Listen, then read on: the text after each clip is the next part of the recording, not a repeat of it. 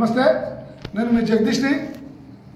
Voice of Telangana వీక్షకులందరికీ శుభోదయం. ఒక వినూత్న సంఘటన ఈరోజు సాక్షి పేపర్లో వచ్చింది.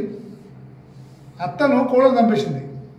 ఇది ఒక కొత్త వింత. ఇప్పుడు మనం అన్నింటిలో తండ్రిని కొడుకు చంపేసిండు, తల్లిని బిడ్డ చంపేసింది, ఇవన్నీ రోజు కొత్త కొత్త విషయాలు.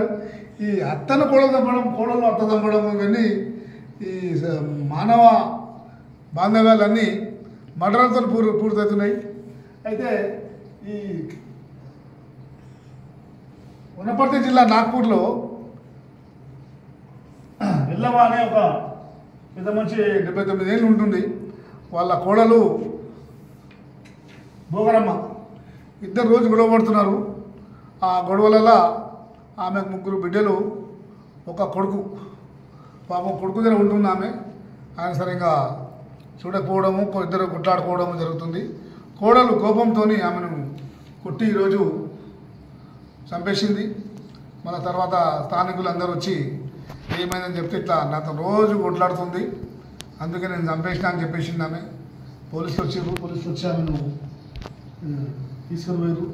ఇది చాలా మానవ జాతికి ఇది అటువంటి ఓల్డ్ మెన్ అంటే పెద్ద మనిషిని చంపడము ఇది చాలా దారుణం. మానవ సంబంధాలు మొత్తము మంట కలుపుతున్నాయి.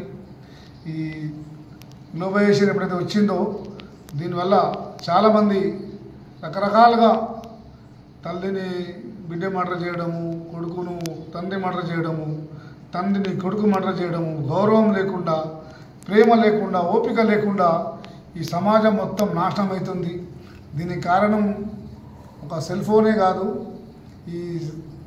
ఇంకా ఈ మానవుడు చాలా ఆకాశంలో ఎగురుతున్నాడు, చంద్రమండలం పోతున్నాడు. ఇలాంటి విషయాలు అన్నీ సాంకేతికంగా ఎంత డెవలప్ అయినా నైతికంగా అంత దిగజారిపోతున్నాయి. ఇది చాలా అన్యాయం. ఇటువంటి విషయాలు సామాజిక పెద్దలందరూ ఈ కోడళ్ళకు కూడా పెళ్లి కాకముందు కొన్ని ట్రైనింగ్ క్లాసులు పెట్టాలి. అప్పుడు మానవీయత వీళ్ళ కొడుకులకు, కోడళ్ళకు, అల్లుళ్ళకు, పెద్దవాళ్ళని గౌరవించే క్లాసులు పెట్టాలి. ఇప్పుడు సమాజంలో గవర్నమెంట్ ఒక కొత్త యూనివర్సిటీ స్టార్ట్ చేయాలి. ఆ యూనివర్సిటీ స్టార్ట్ చేసి పెళ్ళిళ్ళు అయ్యేటోళ్ళకు, పెళ్ళిళ్ళు కాని వాళ్ళకు వాళ్ళకందరికీ ఒక ట్రైనింగ్ ఇవ్వాలి. అత్తను చూసుకోవాలని, కోడలు చూసుకోవాలని, మామను చూసుకోవాలని.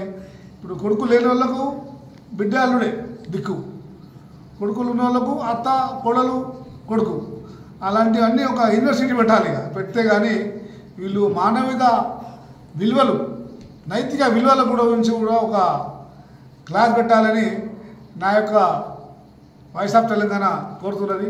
నమస్తే, జై హింద్.